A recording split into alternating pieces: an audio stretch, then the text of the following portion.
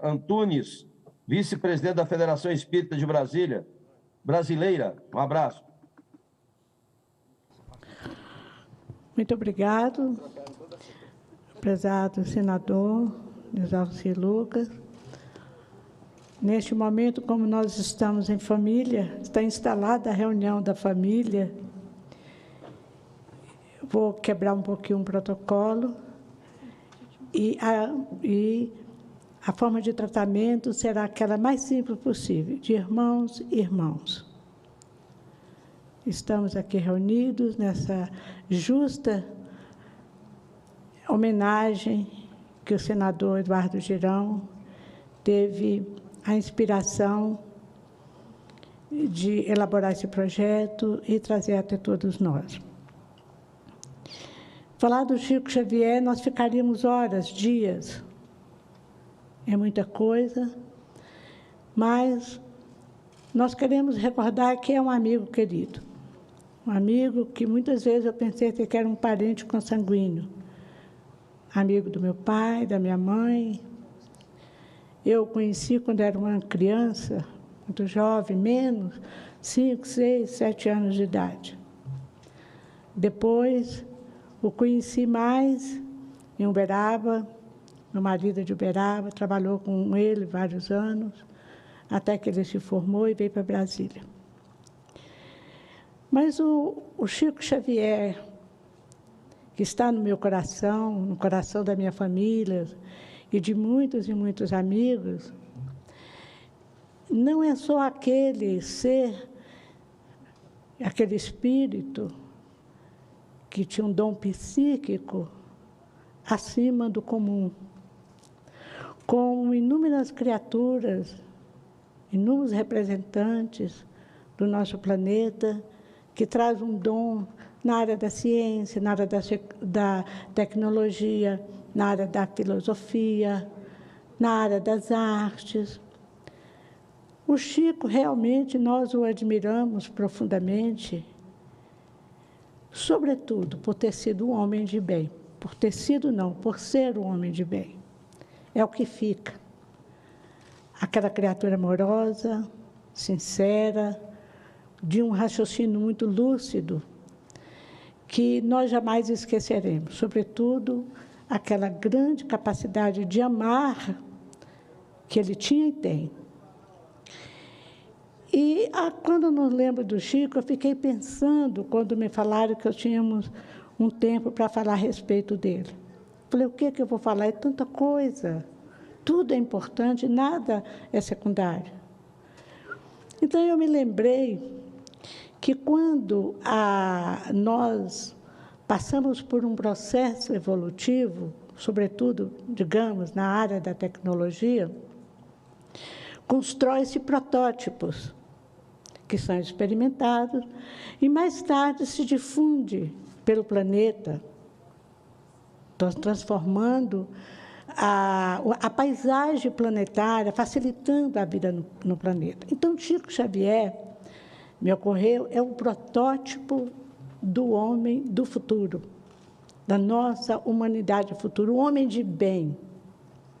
É sobretudo isso, um homem de bem. E, na verdade, com toda sinceridade, eu penso, posso estar enganado, que o Chico não precisa de homenagens. Nós é que precisamos homenageá-lo. Nós temos uma necessidade de falar para o mundo que um homem de bem, profundamente amoroso e bom, esteve entre nós.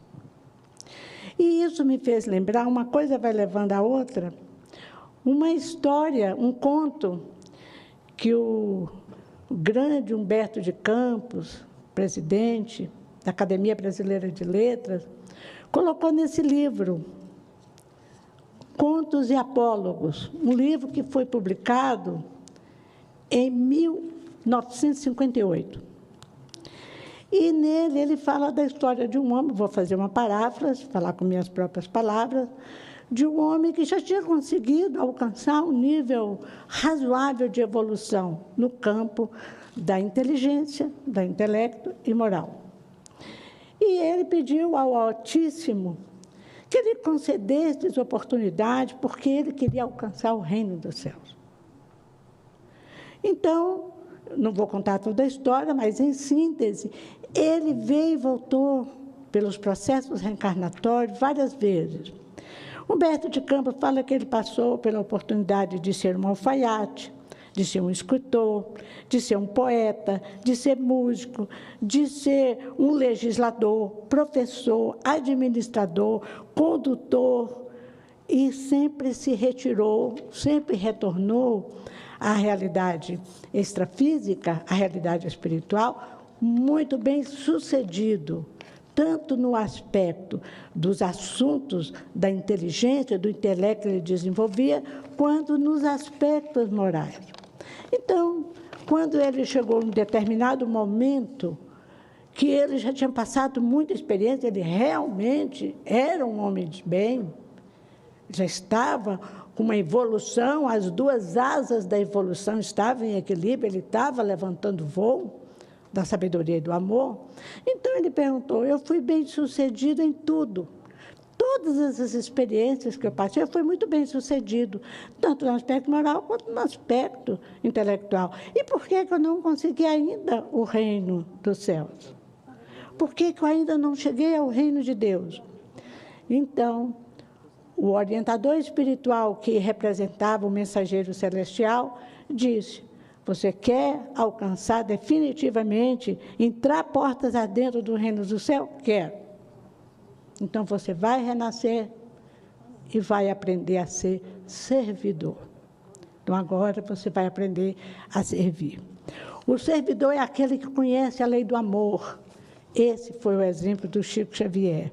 Que, nesse momento, para finalizar, eu peço licença para ler aquilo que representa ele, nas palavras do venerável e inesquecível Paulo de Tarso, em que está na sua primeira epístola aos Coríntios, no capítulo 13, versículo 1 a 13. Chico, receba as vibrações dessa manifestação de Paulo, e você é um homem, é um espírito chamado amor, o homem que representa a nossa humanidade do futuro.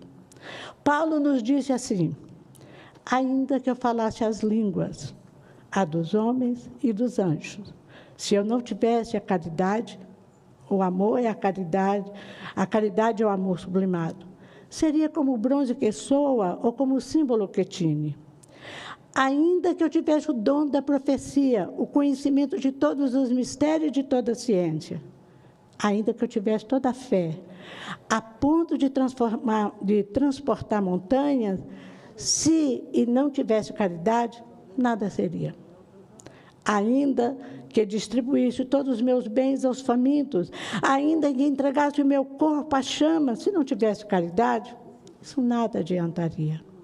A caridade é paciente. A caridade é prestativa, não é invejosa, não se ostenta e não se incha de orgulho.